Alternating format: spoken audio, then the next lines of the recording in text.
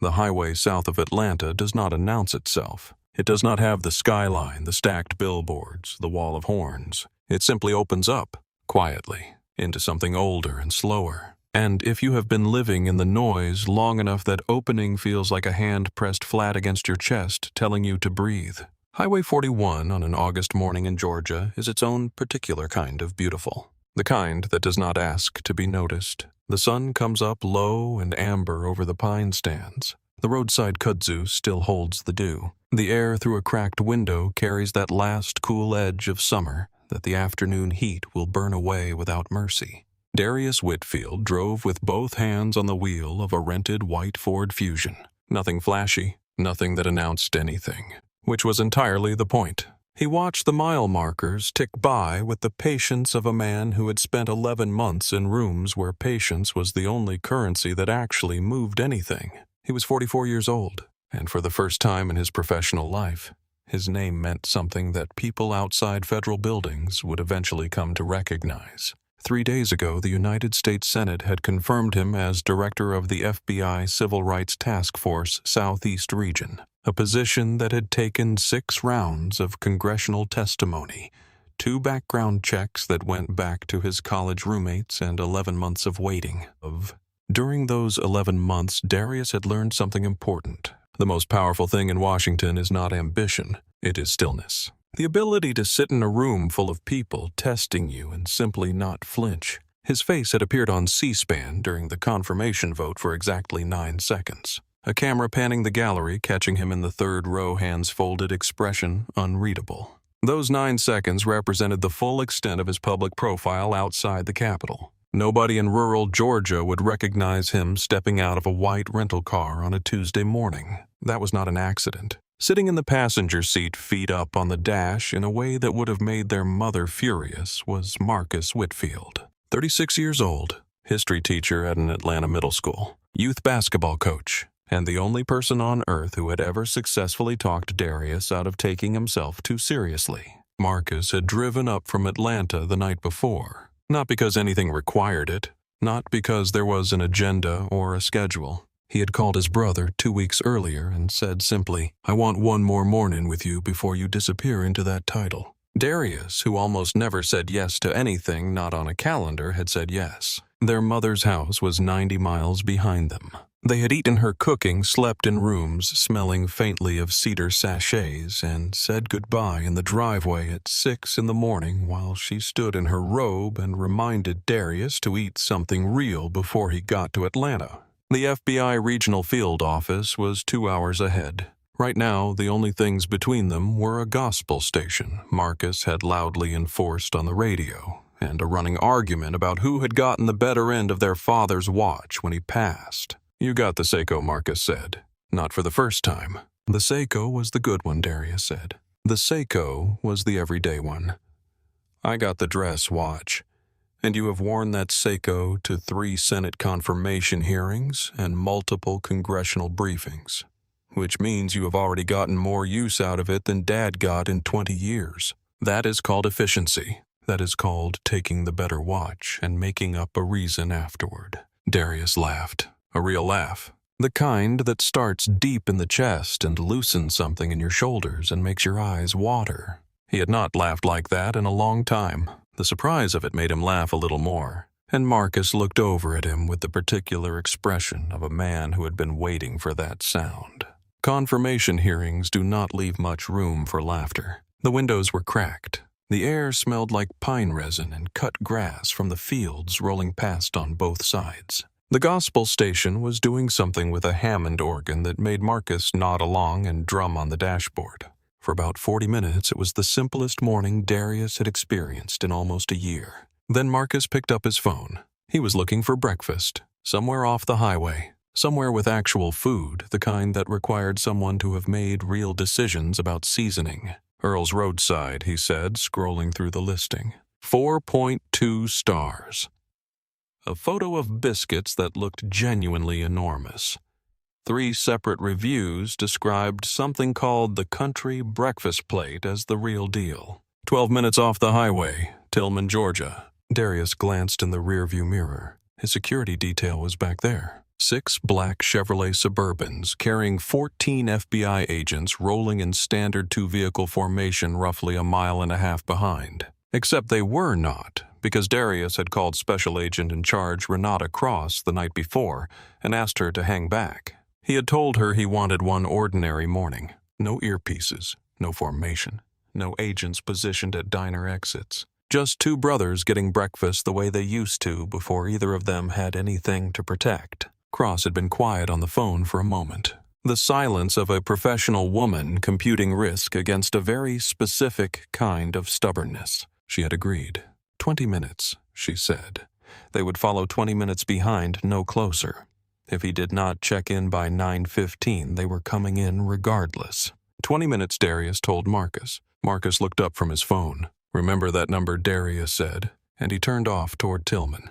The town of Tillman, Georgia, had a population of roughly 3,200 people. It had the quality of a place that had been the same for a very long time and had developed over those years a settled confidence in its own sameness. The kind of town where the hardware store has been in the same family for 3 generations, where everybody knows everybody's truck by sound before they see it, where a stranger pulling into the gravel lot of Earl's roadside at 7:50 in the morning on a Tuesday would be noticed, not with hostility necessarily, but noticed. Earl's roadside sat where Highway 41 met a county road with no name on the signs, a low building with a metal roof, red-checked curtains in the windows, a hand-painted specials board visible from the road, a screen door that groaned on its spring every single time it opened, which Earl Briggs had been meaning to fix for approximately 6 years and had not. Darius parked the Fusion near the entrance. They stepped out and the gravel crunched under their shoes.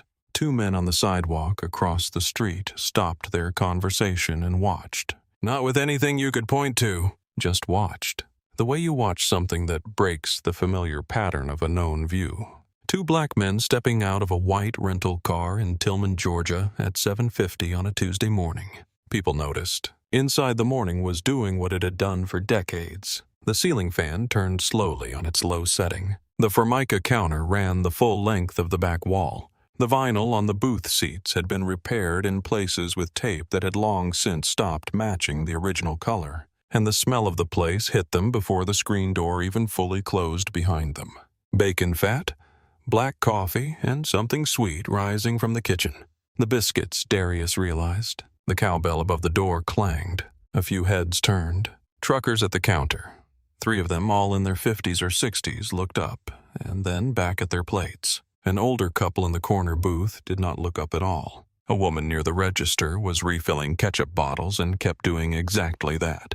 The looks were not hostile, just long, the particular length of attention that comes from a room where 2 black men ordering breakfast before 8 in the morning do not fit neatly into what the morning is expected to contain. Earl Briggs came out from behind the counter. 70 or so, moving with the careful economy of a man whose knees had developed opinions about mornings. Apron over a chambray shirt, reading glasses pushed up on his forehead, carrying a coffee pot the way men carry things they have carried 10,000 times before. "Morning, gentlemen. Booth or counter?" Booth, Marcus said. Earl led them to the window booth, the one with the best view of the parking lot and the highway beyond it, and set down 2 menus and 2 mugs and poured coffee without asking. "What can I get you started with?" He said it the way a man says something he has said 10,000 times. Automatic, friendly, not unkind. Darius ordered the country breakfast. Marcus ordered the same and asked Earl to keep the coffee coming. Earl nodded and went back to the kitchen. For about 12 minutes, the morning at Earl's roadside was exactly what Darius had asked for. Marcus was telling a story about one of his 8th graders who had submitted a history essay on the causes of World War II and had with genuine confidence listed the Cold War as the primary cause, and had defended this position when challenged. Darius was laughing so hard he had to set down his fork and press one hand against his sternum. Marcus was laughing at his own story, which he always did, which always made Darius laugh harder. The biscuits were in fact excellent. The coffee was strong and consistent. The ceiling fan moved the warm air around in a way that was almost comfortable. And then the cowbell above the door clanged again. And the particular quality of the morning changed. The way weather changes, not all at once, but in the pressure. in something you register before you can name it. Deputy Warren Holt walked into Earl's roadside the way a man walks into a room he has walked into every day for 20 years and has long since stopped seeing it as anything other than an extension of himself. With the easy territorial confidence of someone who has never had to calculate whether he belonged. He was 6'2", mid-50s, a gut that pressed against his duty belt and a posture that said he did not care what you thought about it. Sunglasses pushed up on his forehead, a jaw that rested in a permanent mild clench as though he were perpetually in the middle of deciding something about someone. His holster was unsnapped, a habit, not a decision. The kind of thing that happens when a man has been wearing a gun for so long that the gun becomes part of his resting posture. The 3 truckers at the counter nodded at him, not the nod of strangers to an officer, the nod of people who see a familiar face and are comfortable with what that face represents. Earl behind the counter had a mug poured and set out before Holt reached the stool. This was Holt's diner in the same way Tillman was Holt's town, and the morning was Holt's morning. Not formally, not on paper, but in the texture of the place, in the way people deferred to his presence and the way his presence moved through the room without friction.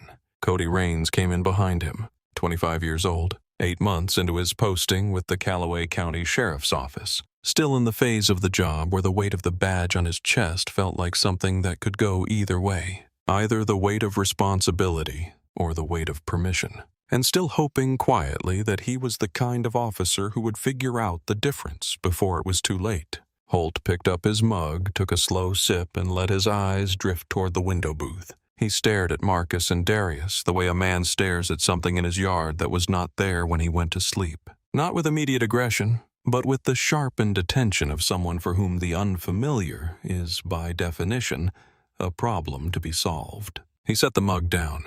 He leaned toward Raines, keeping his eyes on the booth, and said something low enough that no one at the counter could hear. Raines glanced at the booth, then looked away. A small, deliberate look away. The kind that means you saw what you were told to see and you are not comfortable with what comes next.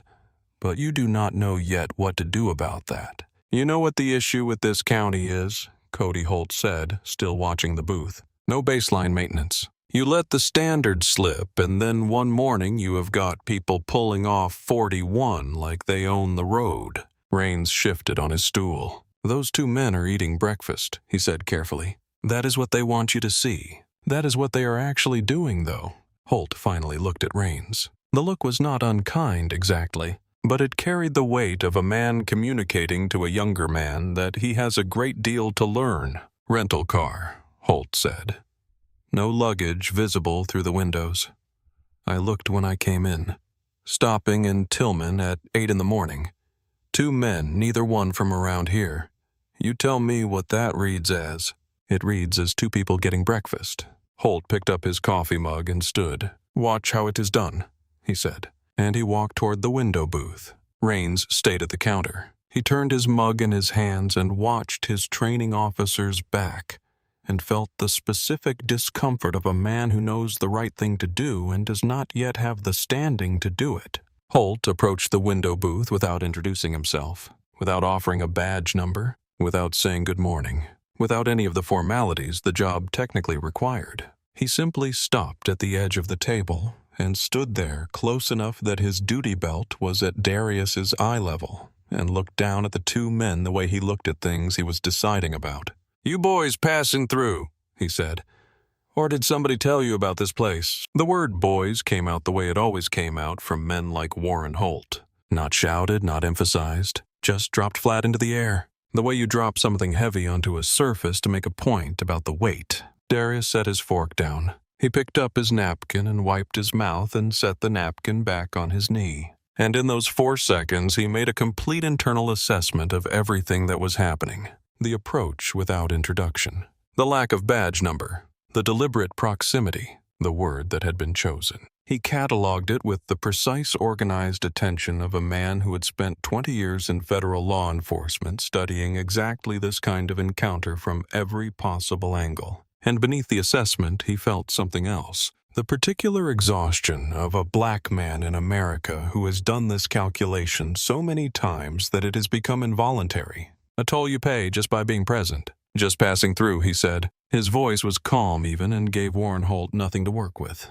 "We stopped to have breakfast." Holt repeated the words slowly, like they tasted like something he did not believe. "Passing through? From where? To where? Is that relevant to anything, officer?" Holt tilted his head. The diner had gone quiet. Not silent exactly, but the comfortable murmur of a Tuesday morning had become something more careful, more attentive. You could feel it in the way the trucker nearest the counter had stopped moving his fork. "I will determine what is relevant," Holt said. "I am asking you a question." Marcus looked up from his plate, looked at Holt directly without flinching. "Is there a problem here, officer?" Holt did not look at Marcus. He kept his eyes on Darius, the one who had pushed back, the one whose voice carried that particular steadiness Holt recognized as a specific kind of challenge to his authority. "We have had a string of break-ins in Callaway County," Holt said, settling into the practiced cadence of a pretext he had used so many times it no longer required thought. 3 in the last month. So when I see faces I do not recognize, I like to have conversations. It is called community policing. Here is what you need to understand about that moment. There were no break-ins. Not 3. Not 1. Not any. The Callaway County dispatch logs for the entire month of August would later be subpoenaed and entered into evidence in a federal proceeding. Those logs showed 0 burglaries reported, 0 investigations opened, 0 arrests made. Warren Holt had manufactured that pretext on the spot, a lie he had used in various forms on various mornings in various diners and parking lots across Callaway County on various Black and Latino faces passing through his town for more than 2 decades. It had always worked before, because the people he used it on could not prove standing in a diner booth with their hands visible that the break-ins did not exist. Darius knew that. He did what black men in America have been doing their entire lives. He kept his voice below the line that gives a man like Holt an excuse. He stayed calm. He chose his words the way you choose your footing on unstable ground. "We are eating breakfast, officer. That is all we are doing." Something moved behind Holt's eyes. A tightening. A flash. The expression of a man not accustomed to being met with this caliber of composure by someone he has decided does not belong in his diner. He leaned in and placed one palm flat on the table. His wedding ring made a small hard sound against the formica. "This is a family establishment," he said, his voice dropping to something almost conversational. "We like to keep things comfortable for the regulars." "You understand what I'm saying?" "I understand what you are implying," Darius said quietly. "And I would like to finish my breakfast." That was the moment. That was when something changed in Warren Holt's face that had nothing to do with law enforcement. A black man had looked him in the eye in his own diner, in his own town, and told him with perfect calm that he saw exactly what was happening, and was not afraid of it. Holt straightened up. He hooked both thumbs into his duty belt. "Wrap it up," he said. 5 minutes, and then I want you gone."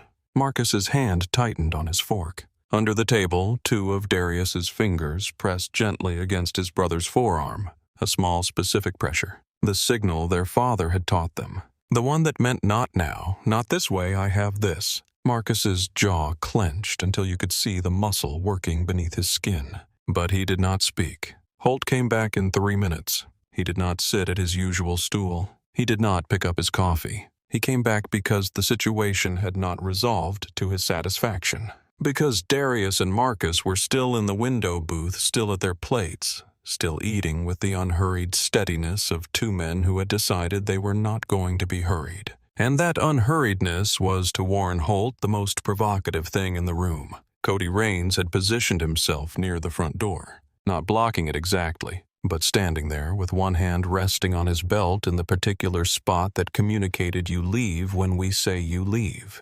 The diner had shifted. An older woman, 3 booths over, quietly gathered her purse, put some bills on the table, and walked out without finishing her meal. She did not look at anyone as she left. The cowbell rang behind her and then went quiet.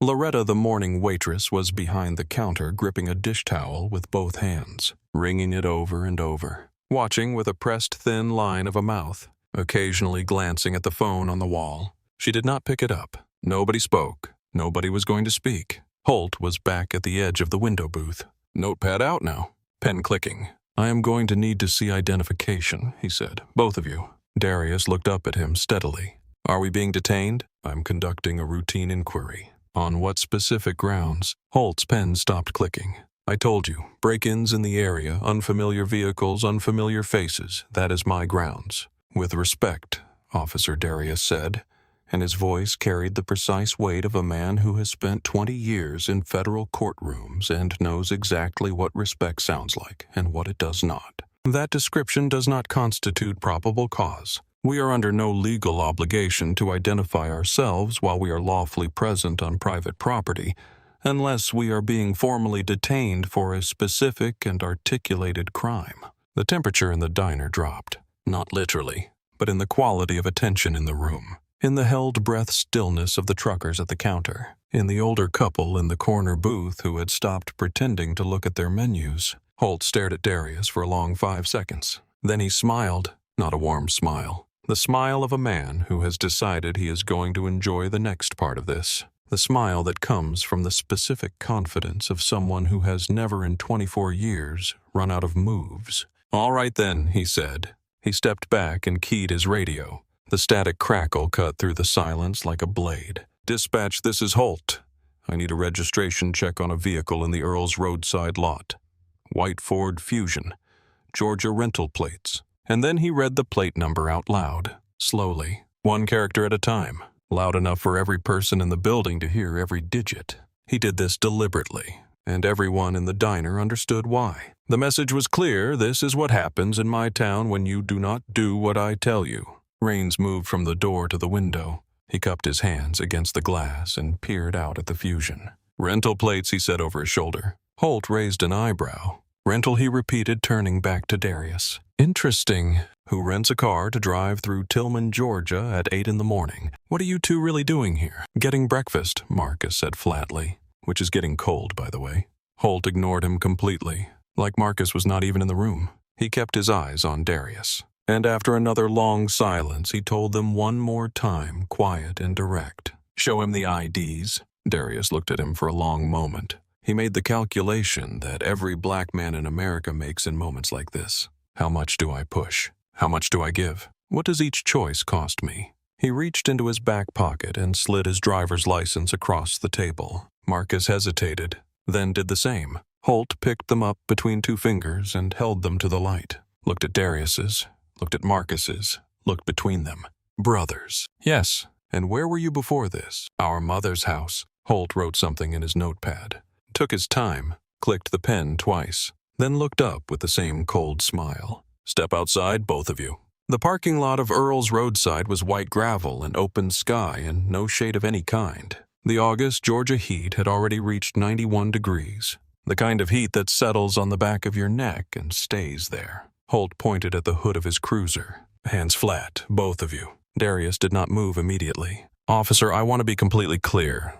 We have committed no crime. We were eating breakfast. And now you are cooperating with a law enforcement officer. Hands on the hood." Darius looked at Marcus. He gave him the nod, the one their father had given them before difficult things. Chin down, eyes steady, the one that meant do what you have to do, but do not lose yourself in it. They walked to the cruiser and placed their palms flat on the hood. The metal was already baking under the Georgia sun, not uncomfortably warm. Genuinely hot. The kind of heat that goes from tolerable to painful in about 90 seconds. Darius felt it searing into his palms. He kept his hands exactly where they were. He kept his breathing even. Holt stepped behind Darius first. The search was not a pat-down. It was a demonstration.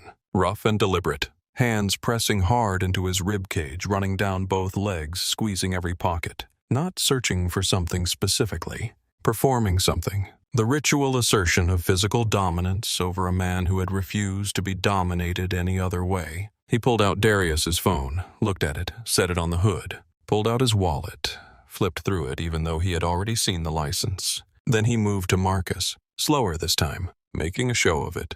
Through the diner window, the faces were still there. Earl with both hands flat on the counter. The trucker in the John Deere cap. The older couple who had stood up without apparently realizing they were standing. all of them watching two black men with their palms flat on a hot cruiser hood, being searched in bright morning sun in front of an audience that could not find its voice. If you had been sitting in that diner that morning watching through that window 3 feet from what was happening, what would you have done? That question is not rhetorical. It is the question that the next 12 months of Tillman, Georgia, would be forced to answer. Drop your thoughts in the comments, because I think about it too. Holt stepped back and nodded at Raines. Check the vehicle. Raines walked to the Fusion and opened the driver's door without asking. Darius turned his head. I do not consent to this search. Noted, Holt said, without looking at him. The word landing like a door being closed. Raines opened the glove box. Rental agreement. Registration. Nothing. He moved to the back seat, looked under the mats, ran his hands between the cushions. Found nothing, because there was nothing to find. He moved to the trunk. Inside a single leather briefcase, black professional, the kind that costs more than Raines's weekly paycheck. A garment bag containing a pressed dark suit. A small cardboard box of business cards. Raines brought the briefcase to Holt like a retriever bringing something to its owner. Holt unlatched it. Inside legal briefs, printed memos on thick bond paper folders, and a leather portfolio with something embossed on the cover. The briefs had headers. Thick, official, unmistakable. United States Department of Justice across the top. Federal Bureau of Investigation below that. The portfolio had the FBI seal pressed into the leather in gold. And there was a stack of business cards in a silver holder. Holt flipped through the papers the way a bored man flips through a magazine he has no intention of reading. Careless, fast, not seeing what was right in front of him, because he had already decided what he was looking at before he opened the case. He held up one of the folders. What are you, some kind of legal consultant? One of those YouTube lawyers. He picked up one of the business cards and read the name out loud. Darius Whitfield. He flicked the card into the gravel. It spun in the air and landed face down in the dust. Must be real important. Got yourself cards and everything. He did not read the line below the name. He tossed the folder back into the briefcase and let the case drop. It hit the gravel and the latch gave and papers spilled out. The FBI seal on the portfolio cover caught the morning sun for a moment. Gold on black, before a loose page settled over it face down in the dust. Then Holt crouched close to Darius. Close enough that Darius could hear the leather of his duty belt creaking. 24 years, Holt said, his voice low, almost conversational. 24 years I have kept this county what it is. And it is always, always the same story with you people. You show up where you do not belong. You cause a problem. And then you stand there crying about your rights like you earned the right to cry about anything. He paused. Boy, just that. Dropped flat and low. The way men like Warren Holt have said that word for 100 years in towns like Tillman. Not loud, not dramatic, just placed there. The way you place a boot on something to remind it of its position. Marcus broke, not physically. He did not move his hands from the hood. He did not turn his body.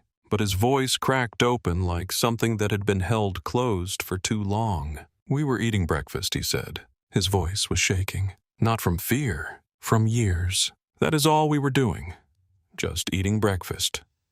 You cannot do this to people. Holt pushed off the cruiser and walked toward Marcus with slow, deliberate steps.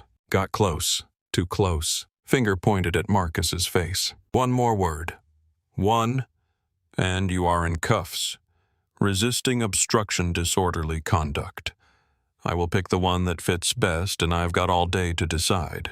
Marcus's hands were trembling against the hood, not from fear, from years. Years of being followed in stores. Years of being pulled over for the crime of driving a car that looked too good for the neighborhood he was driving through. Years of watching his brother work harder and longer and smarter than every other person in every room and still be the one who had to prove he belonged in it. Years of swallowing things that had no business being swallowed. And this was the morning when 24 years of Warren Holt's entitlement collided with 36 years of Marcus Whitfield's accumulated weight.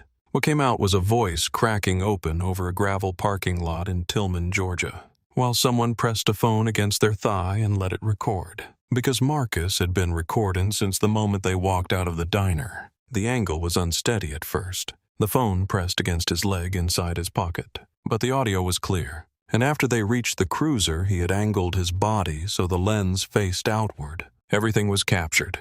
The search, the briefcase, the cards flicked into the dirt, the crouching close, the word that got dropped flat like a boot. All of it, 41 minutes of it, and still running. Rains came back from the cruiser computer. Both clean, he said, flat without inflection. No warrants, no priors, nothing in any system. Holt did not react, did not step back, did not release them, did not offer any of the things a man offers when an investigation he invented comes back completely empty. He just took a sip of his coffee and stared at the rental car with the expression of a man for whom an inconvenient result is a personal affront. Something about this still does not sit right with me, he said quietly. He looked at Darius. Darius held the stare, and something settled behind Darius's eyes in that moment. Something that had the quality of a door being locked from the inside. The expression of a man who has now seen and documented and recorded everything he needs to see, and who understands that what happens next is going to be very different from what Warren Holt expects, Deputy Darius said, his voice calm, below any threshold of aggression.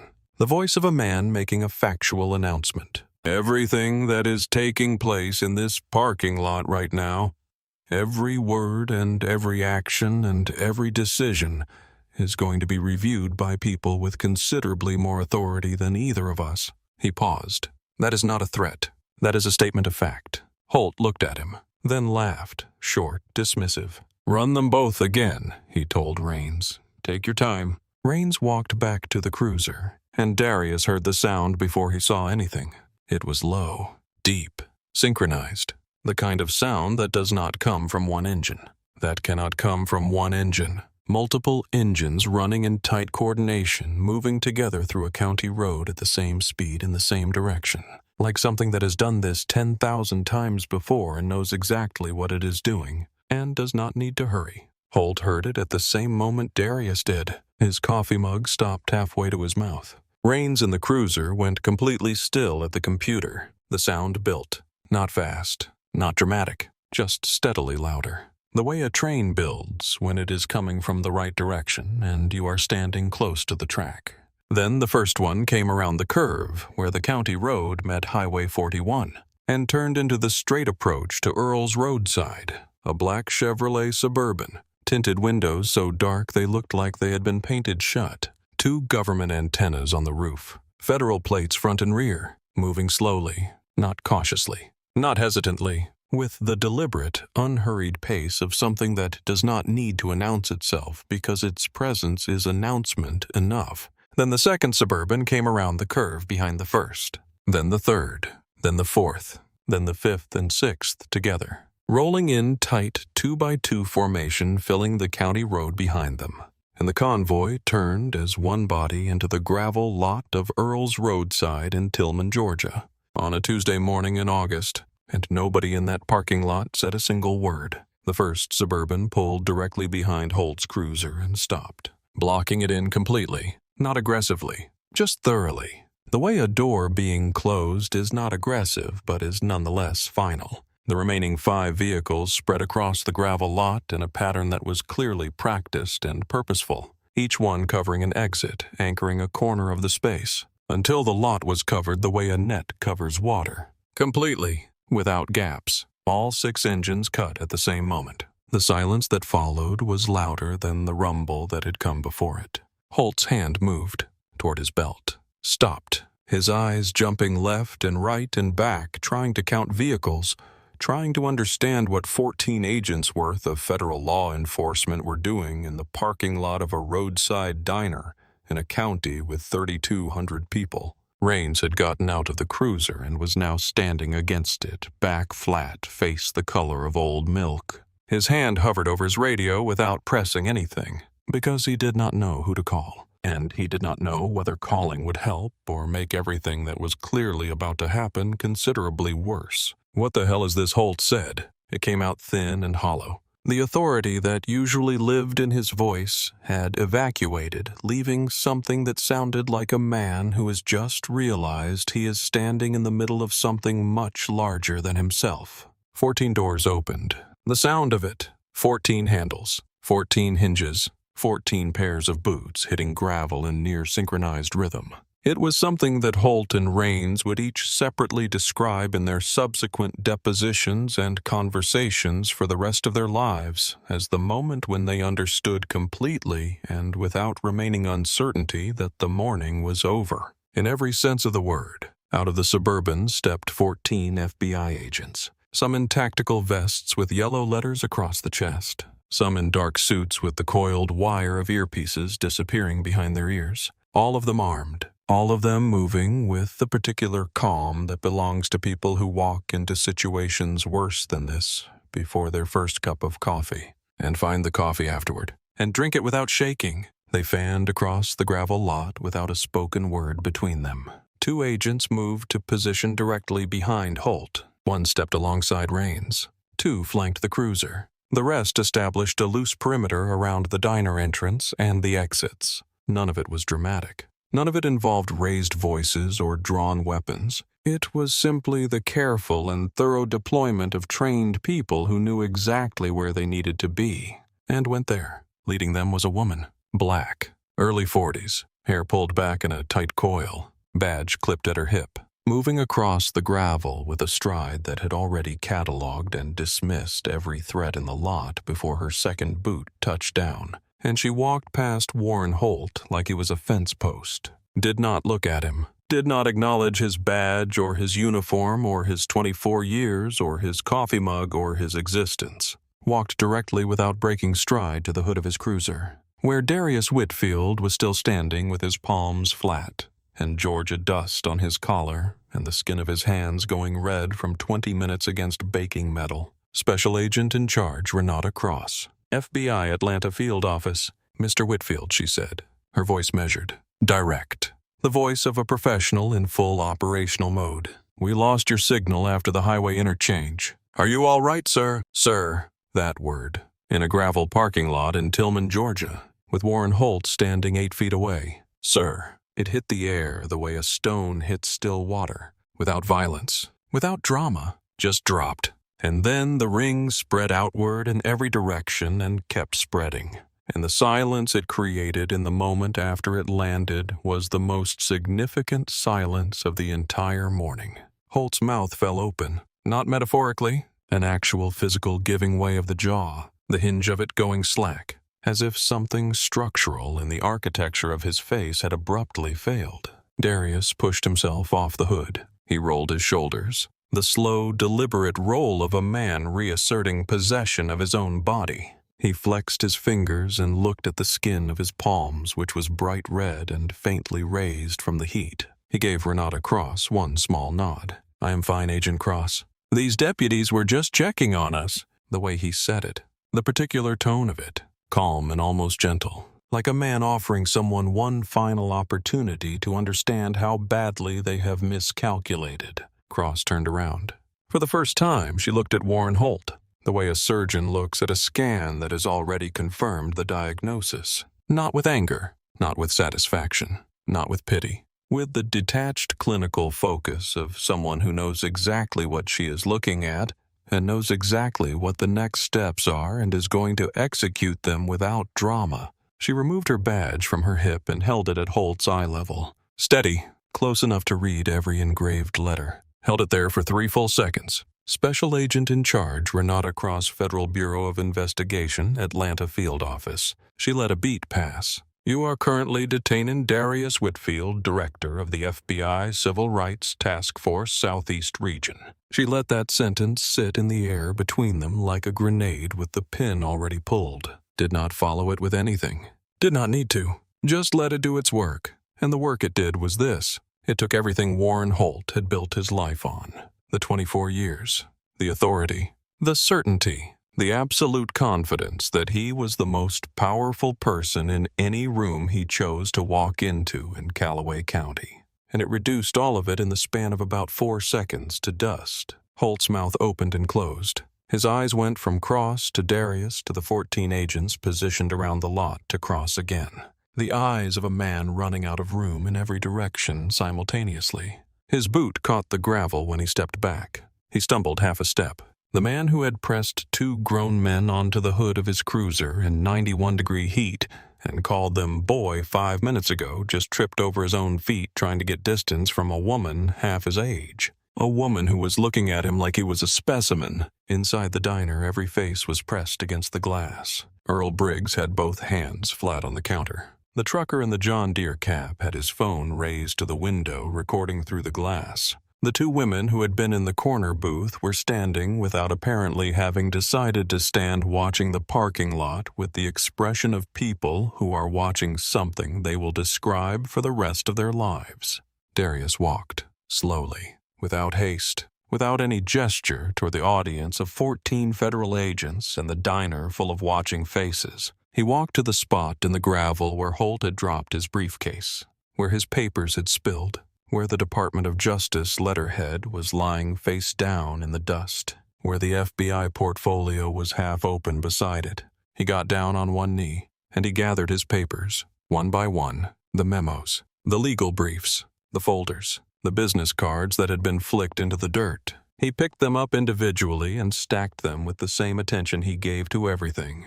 The same precision, the same quiet, deliberate care of a man who is making a point without making a speech. He placed them back into the briefcase, closed the latch. The latch clicked softly, a small sound, a private sound, and then Darius stood up and squared his shoulders and turned around and became fully and without apology the person he actually was. "Deputy Holt," he said. His voice carried across the lot with the natural authority of a man who has spent 20 years making people listen to him in rooms where they did not want to. "Your full name and badge number, please." Holt's voice came out scraped and hollow. "Warren Holt, badge 417. Deputy Holt. Was the search of our vehicle conducted with a warrant?" Silence, just the sound of gravel settling and the distant hum of traffic on Highway 41. "Did you have documented probable cause to detain us?" Silence. "The break-ins you cited this morning, the 3 in Callaway County, are those filed incidents? Will I find them in your dispatch records when my office pulls them this afternoon?" Holt's eyes went to the gravel. His lips moved. The way lips move when the words that have always been available to them, the authority and the threats and the commands and the fabrications, are simply no longer there. No longer usable. No longer anything at all. Darius nodded slowly, the nod of a man who already knew every answer before he asked every question.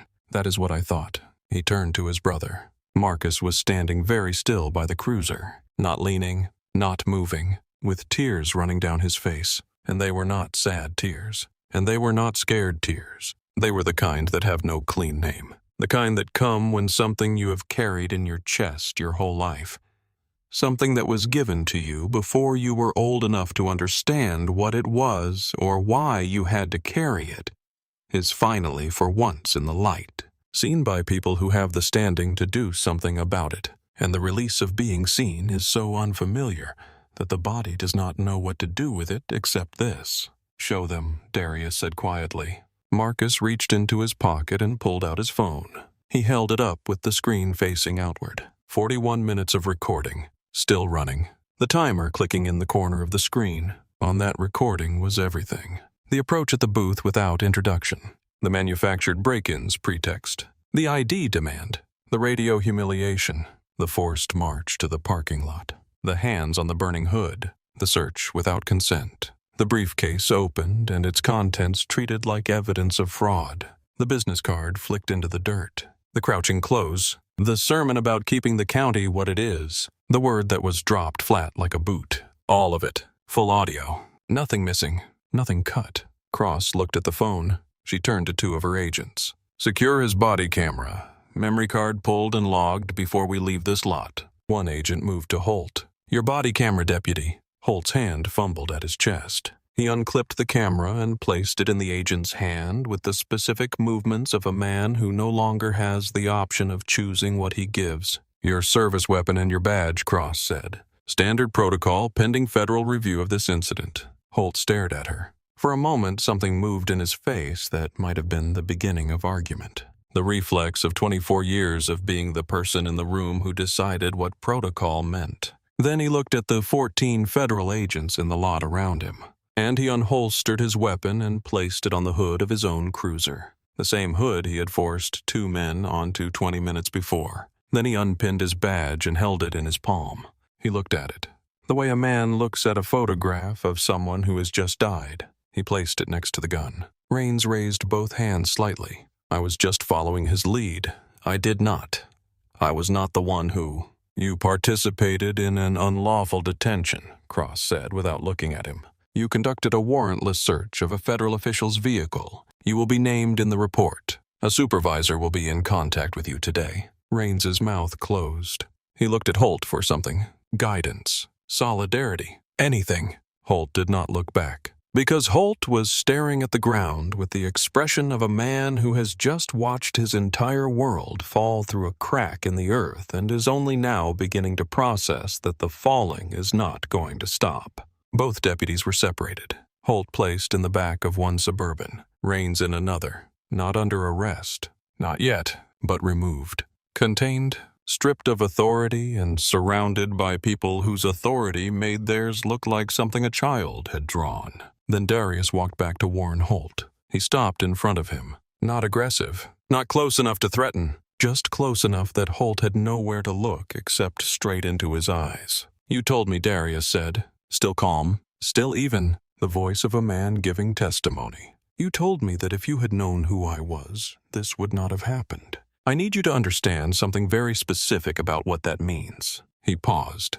That is not a defense deputy. That is a confession. Because what it tells me, and what it will tell the federal investigators who review this case, is that the only thing standing between a black man in Callaway County and what you just put us through is a title. And most people do not carry one to breakfast. Holt's face was gray, not flushed, not red, gray. The color a man turns when the ground he has been standing on has been gone for some time and he is only just now looking down.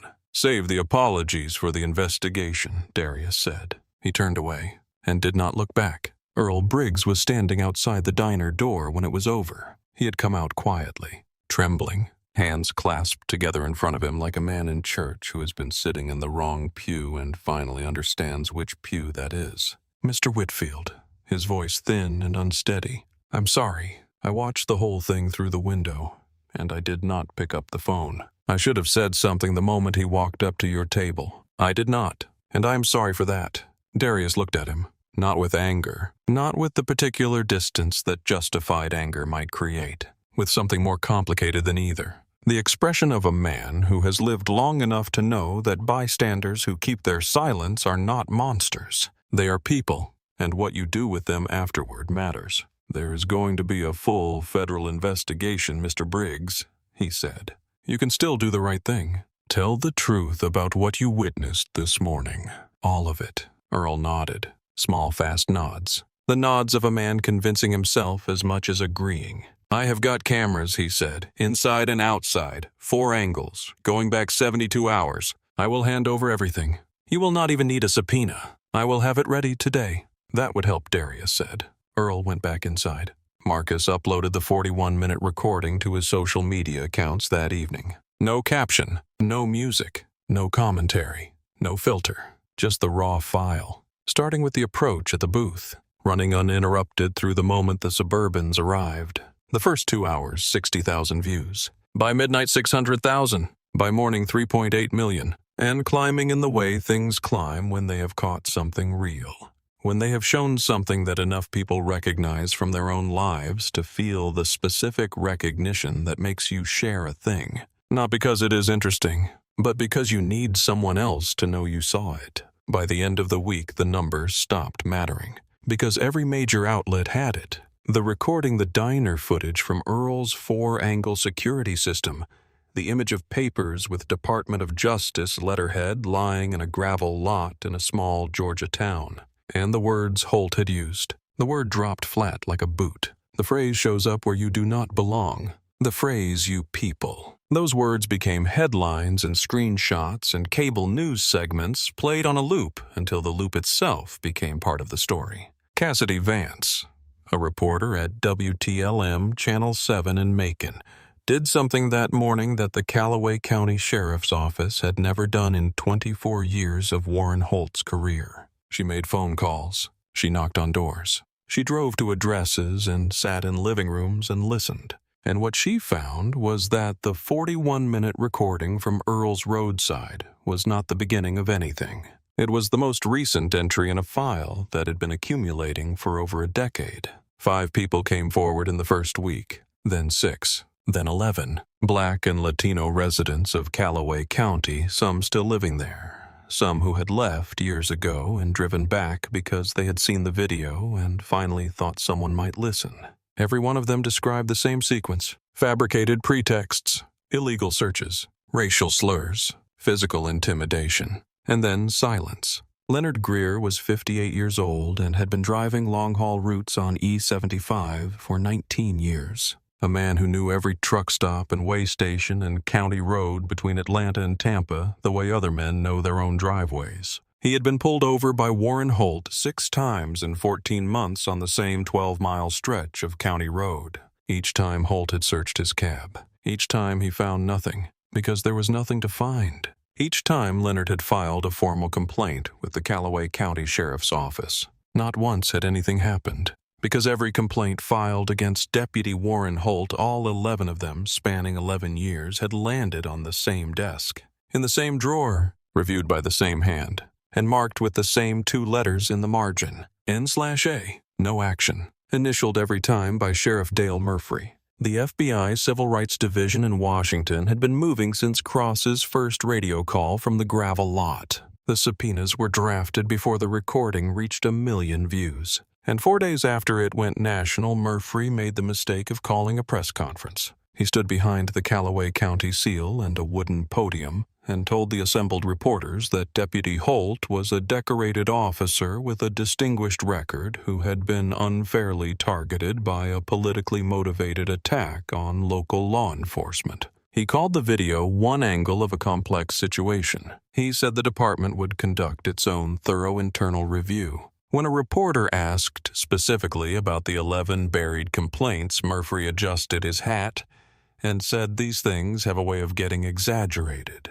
The clip of the hat adjustment and the word exaggerated was shared 800,000 times in the first 3 hours, for reasons that had nothing to do with Murphy's intended message. Protest signs appeared outside the Callaway County Sheriff's Office within 48 hours. Civil rights organizations issued statements. 2 Georgia state legislators called publicly for Murphy's resignation.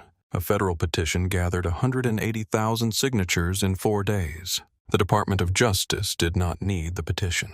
The grand jury had already been convened in Atlanta. Murphy was indicted on 2 counts. Obstruction of justice for the 11 complaints marked no action and filed in a drawer over 11 years, and civil rights violations under a pattern of deliberate indifference, the legal term for a supervisor who knows what is happening in his department and chooses the drawer over the truth. Holt's charges were substantially heavier. Deprivation of rights under color of law, 18 United States Code Section 242, unlawful search and seizure, false imprisonment, and filing a false police report for the fabricated Callaway County break-ins he had invented that morning in Earl's roadside. Raines pleaded guilty before either trial. 14 months, immediate termination from the department. His cooperation with federal investigators provided corroborating testimony about the pattern of Holt's conduct that the recordings and dispatch logs had already established beyond any reasonable doubt. Holt's trial lasted 7 days in federal court in Atlanta. Marcus's 41-minute recording was played in full, every word, in the courtroom. For the jury, Earl's security footage was projected on a 12-foot screen, 2 angles simultaneously, showing the interior of the diner in the parking lot from above, showing the moment Holt's coffee mug stopped at his mouth when he heard the rumble, and the moment the 6 Suburbans rolled in, and the moment 14 doors opened. The dispatch logs were entered into evidence and certified by the county records office. 0 burglaries reported in Callaway County for the month of August. 0. Not 1 call, not 1 report, not 1 investigation, not 1 arrest. 0. The cross-examination of Holt lasted 4 hours. The prosecution's final question was delivered without preamble, without build-up, without any drama beyond the weight of its own simplicity. Deputy Holt, in 24 years of service in Callaway County, Can you name for this jury one single white motorist you stopped and detained at Earl's roadside based on being unfamiliar to you? Holt sat in the witness box for 9 seconds. The courtroom was completely silent for all 9 of them. No, he said finally, his voice barely carrying to the back row. I cannot. The jury deliberated for 3 hours and 50 minutes. Guilty on all counts. The federal judge, a 63-year-old woman who had served on the bench for 31 years, delivered her remarks without raising her voice once.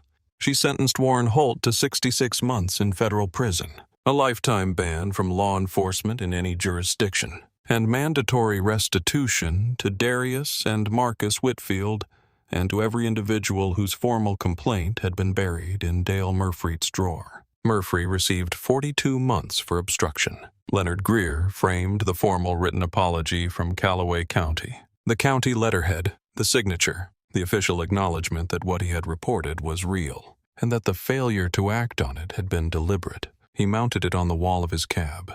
Between a photo of his daughter's college graduation and a faded road atlas he had been using since 2004. When people asked him why the letter was there, he said the same thing every time, without variation, without bitterness, in the even voice of a man who has been saying true things for 19 years and has learned to say them simply. 19 years I drove that road. 19 years I told people what that man did to me on the side of it. 19 years nobody with the authority to stop it took the time to believe me. Now they do. And the part that should stay with you, the part I need you to sit with, is that it took 6 federal Suburbans and a man with a title to make the truth count. Because the truth was always the same truth. It was always there. I was always saying it. Earl Briggs hung a laminated copy of the Fourth Amendment on the wall of his diner, between the specials board and a photograph of his late wife Ruth Ann, who had run the counter with him for 30 years before she passed. He did not make a speech about it. He did not call the paper. A regular noticed it one morning about 2 weeks after the trial and asked Earl what it was. Earl looked at it for a moment and said, "A reminder. For me," and went back to pouring coffee. The business went up in the months that followed, more than it had in a decade. People drove from 4 counties over just to sit in the window booth where 2 black men had been told they did not belong, and eat a meal, and stay as long as they wanted. Darius Whitfield held one press conference on the courthouse steps in Atlanta. On the day the federal consent decree over the Callaway County Sheriff's Office was announced, the first such decree in the state in over a decade, requiring mandatory body cameras with footage released within 72 hours, an independent civilian review board with subpoena power, a prohibition on quota-based enforcement, and federal audits every 6 months. He stood at the microphone in the same pressed suit that had been pulled from the trunk of the rental car and left in the gravel. And he said, "What happened in Tillman is not a story about one deputy and one morning. It is a story about what a community permits when it makes the decision that looking away is easier than speaking, that silence is neutral. And what I want the people of Callaway County and every county to understand is that silence is never neutral. Silence is a choice. And every choice has consequences." The morning at Earl's roadside was the consequence of 11 years of that choice being made by people who had the authority to make a different one. He declined every interview after that, every follow-up, every book inquiry, every documentary conversation.